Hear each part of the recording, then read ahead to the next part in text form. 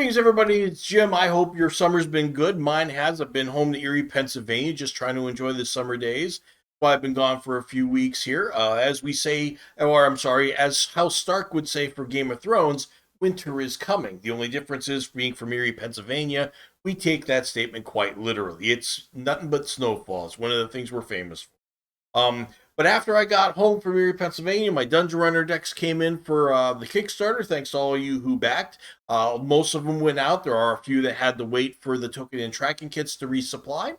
But now that I got all that stowed away, waiting for that, and the dust is settled, I got a chance to do a little bit of gaming again, and I got my hands on a game that I actually had, I was curious about, but I really didn't want to tackle for a number of reasons. I was really skittish on this game. I know that there's a lot of people that like it, but at the same time, I was suspect on a lot of it as well. Now, were my thoughts justified? Was I overemphasizing it? Was I a little bit too paranoid? Well, today I'm going to be talking to you about my review of Gloomhaven: Jaws of the Lion.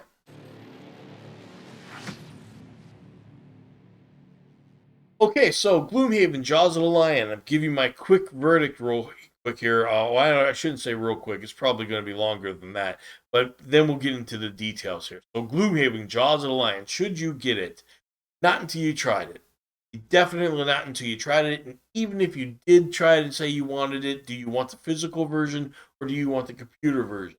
Or if you could get the computer version, is there a game out there that's on a computer right now that already tries to do the Gloomhaven gimmick and actually might do it better, which I think that there is. But the thing is, Gloomhaven, why do I say that? It's not like it's a bad game, but it's not a different game. It's like, if you're a seasoned gamer like most of you are, this isn't your first rodeo. Warhammer Quest, Descent, even fourth edition Dungeons and Dragons. What you can say what you want about the role playing part of that game. It was a really good tactical game. Steve Jackson Games, a fantasy trip. Those are all great and stuff like that. But the thing is, they already do what this game does. This just has a different gimmick. It brings different shoes to the same dance, and I don't think it does well enough on its own justify a lot of the fiddliness that's in there, a lot of the things that don't come to fruition that you have to track and slow the game down, a lot of the setup that you have to do, because this game's a beast for setting up. And even if you did buy it, like I said, don't pay full price for it.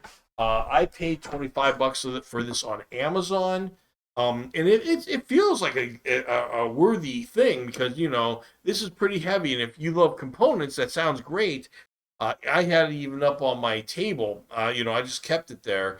I played 6 games of this and I was done. Quite honestly, there's 25 in all. I was not that enthralled to continue. That's just me. Would I play it on the computer? Sure. There's just a lot of little things to track that you might actually miss when you're playing solo or even with 4 people. you know. So anyway, that's my thoughts on it. I think younger gamers that haven't, played a lot of games, if this is one of their first tactical games, they may very well love it. If you do buy it, you want the physical version, don't buy unless you're a stickler for having something brand new. Get a used version.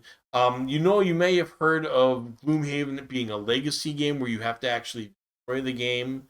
It comes and then you can't really sell it off. The only thing that is that way in Jaws of the Lion is the map. The thing about this map is you get these little stickers and you put them on there, and they're permanent stickers unless you get, for $8 more, the removable sticker and map set. The thing is, it doesn't matter because it's just a map, and it doesn't even do its job well. As beautiful as this map is, I'll give them credit on that. But the idea is, when you finish a scenario, more scenarios open up. Thing is, you can't even see it because it's so busy in here. You cannot just look at it and say, okay, I'll go there, there, there. What it'd be better for is on the inside of this removable sticker set and map on the inside front cover is a checklist. It'd be better to use this. You could probably get it for free. Somebody's probably made it up on Board Game Geek, so don't worry about that. So buy the game used. So let's take a look at some of the components here. One of the things that this game does well is give you a sense of wonder right out of the box. The character cards here, All the cards that you need to play, the little book, pamphlet, I'm not pamphlet, notepad, all go into this little box. You see nothing about the character except for the symbols. You have no idea what the characters are. Of course, if you look at Board Game Geek, you can see what the characters are. But generally, if you just got the box, you wouldn't know. So one of the things it also does well, it steals a little bit from Descent. If you've played Descent, the standees, the monsters are on standees, and the player characters are all miniatures. The monsters on the standees, they borrow from Descent. The basic monsters are on white standees, and if it's the same kind of monster, but it's a captain status with a few extra better stats and abilities, it's given a gold standee.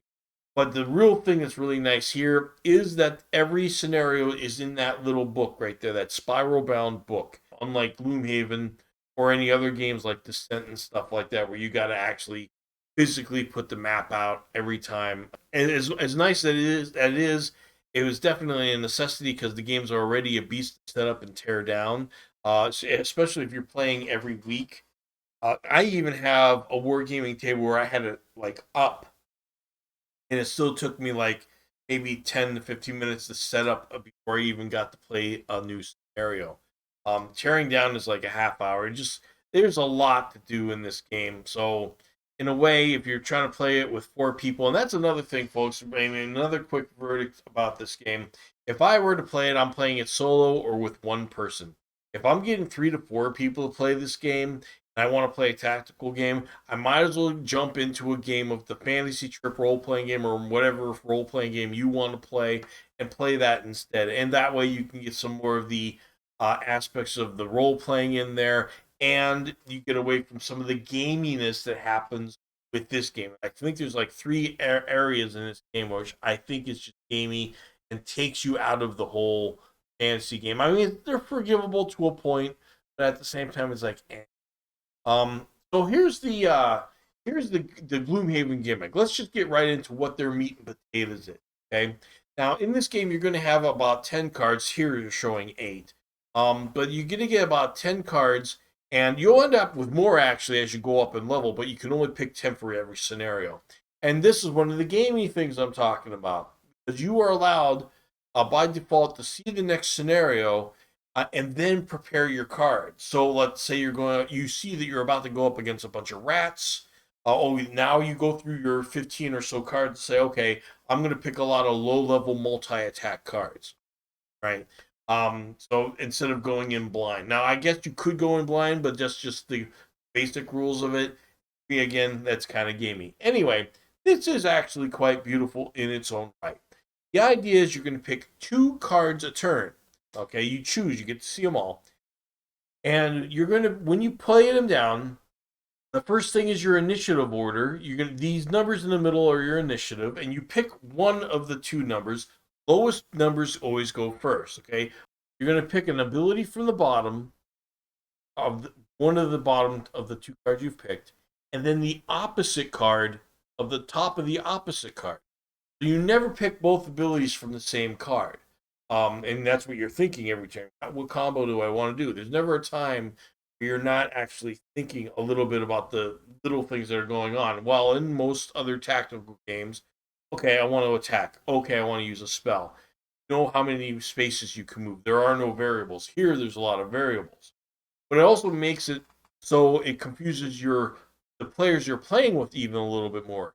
It's one thing to play this game solo, as with any other tactical game, RPG, because even if you're playing 4 characters, they're all on the same wavelength, right? In 4 players though, with 4 different players in those games, you could still be on the same page, but you're going to move a little bit differently, maybe suboptimally. Here, not only can you not talk specifics about what cards you have and what numbers they have, because you pick one from the bottom and the other on the top, you never ever pick one card specifically. So, because if it was just one card specifically, you could still kind of infer, oh, I got Flame Strike this round, you know? And then somebody will be like, oh, okay, I know what to do. I'll stay away and get out of your way. Right here, I'll be fine. While in here, you might have Flame Strike, but you can't move. In other words, you can't move to get a different angle to be able to shoot it. right? So, but you can't convey that necessarily unless you're like saying I'm stuck or I'm not going to be able to move that much before I fire. It all depends on how far you want to go with that. But you're still going to. It just increases the chances of getting it in somebody else's way.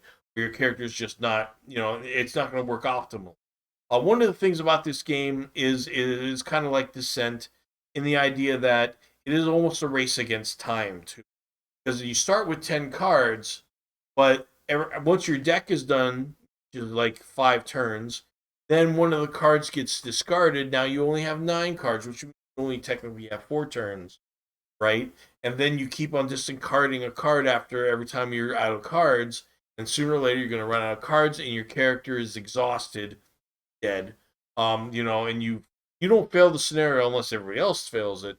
But I mean, basically, you're just out of the play. Now, some of the cards are so powerful that actually you don't even have to wait to discard a card at the end of running out of cards.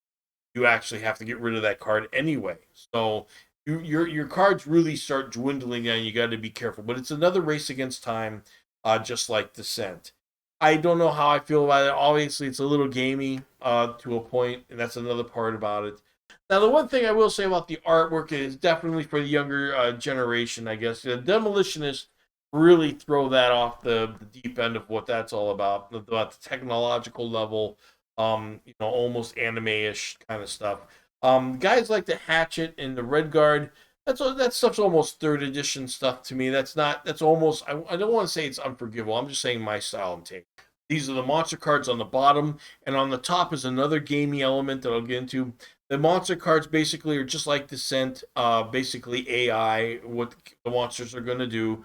The initiative is on the upper left, and it just says what their modifiers are. They have a set number of stats about how they move and how much they attack for that turn. This modifies it. Says okay, he's going to move real quick, but he's got a weaker attack by so much. That's all it is. Now the things at the top there, those are actually perk cards. You flip them over, and if you complete that quest during the game along your way, you'll get 1 point towards a perk. Every 3 points gives you a perk. Some of them are like, don't heal yourself this round. I mean this adventure. Fine. Or make sure you kill somebody and loot their body on the same turn. Okay, that's fine. Some of them really take you out of it, like finish the adventure with 3 hit points or less. It's like one of the things that are in the game that's really fiddly is the elements, and I don't think it has enough of a payoff. Some of the cards have a little symbol, and there's 6 different elements, and it'll show that a card will show that symbol. You show them, you put the symbol then on from off to strong. There's three settings: off, waning, strong. Okay, you put it on strong at first, and anybody can use that flame now if they've got a card that spends it. All right, and after the end of the turn, if nobody's used it, it goes to waning. It lasts one more turn, then it's off. I've hardly seen it used. Mind you, I only played with 2 characters, but there was a lot of. Sometimes there was just a lot of these elements always going on, and I've never used them yet. I gotta keep track of them, and it wasn't a payoff. Maybe it's just me, and maybe there's a lot more to that. But the computer version could handle that, and it's just one less thing to handle. I can see 4 people playing the game and still missing that in the game. Have you played it before and you agree with that, or leave a comment down below otherwise? But I definitely think this is one of the things about the game that if you do like Gloomhaven, if you played it, instead of buying it, even used, instead of worrying about the fiddliness, the setup time and everything like that, get the computer game. You can get it on Steam for $18, and that's not even on Steam sale, which I guarantee you will happen sooner or later.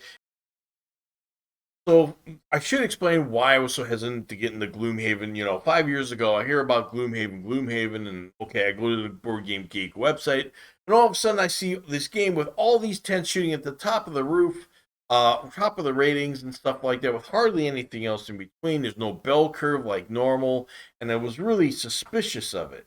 You know. And the thing is, if it was Amazon or an Uber driver or a restaurant, I give it a pass because when those rating systems, it's usually a little bit more polarizing. It's like, look, if you don't like something, you're giving it a 1. If you moderately like something, you're giving it a 5. Board Game Geek's a little different though because they've had all these fans on this site for a decade plus that know that their system is different. A 6, which is in between a 1 and a 10, actually means it's a good game. Now, if something was in the middle, if all the ratings were a 3 on an Uber driver or a restaurant, you probably wouldn't use it, right? But Board Game Geek, it just means it's a good game. It may not be your cup of tea or my cup of tea, but you can respect it. You have your criticisms, but given the right circumstances, you'd play it with a friend. And a 7 or 8 actually means that it is your cup of tea. Okay, 9 or 10 was actually the creme de la creme. I've never seen anything like it before. Burmese. I screw it. It means voila. It's awesome. You know, so it's just it was really suspect to me. And it almost makes me wonder if it was a campaign of people that were used to giving 5-star ratings, probably younger generation, maybe, like Amazon again and all that. And they just said, okay, this just uses a 10 system. Give them all 10s. I've heard people speculate that they had a campaign saying, hey, as you pre order, make sure you give us a 10 on Board Game Geek. Maybe that was innocent enough. But at the same time, it definitely skewed what Board Game Geek ratings were supposed to be. But hey, can you actually blame it in a way because that's just the way things are? You want to give it a good rating, want to help out. If you do, how many times have you done that for Amazon or something like you say, like I said, you moderately like something and you'll give it a 5. I guess it just comes down to for a Board Game Geek, from knowing what I know the ratings are supposed to be, I would think that moderately, I would say that Gloomhaven's supposed to be a little bit lower. Even with the ratings they got, because there's so much to be frustrated with the setup times and everything like that. And I couldn't get past scenario 6 without being bored. All right, it's not my first dance, so it must be somebody else's first dance. So again, I'm thinking it's a younger generation or people that didn't board game a lot. I can see people from playing from Dungeons and Dragons, if they've played a lot of Dungeons and Dragons, going right to Gloomhaven, being very impressed because Dungeons and Dragons being a little bit more hacky. Some things are going on, but it's very much more straightforward. And I can see them liking Gloomhaven. But then again, as a 10, with all the games that are out there, and I don't know. So I'm still suspect of it. Give me your comments down below what you think, and maybe if you understand anything. I have no proof to prove anything of what they did or what they didn't do. But let me know. I'd be happy to hear what you think, and I'll see you next video.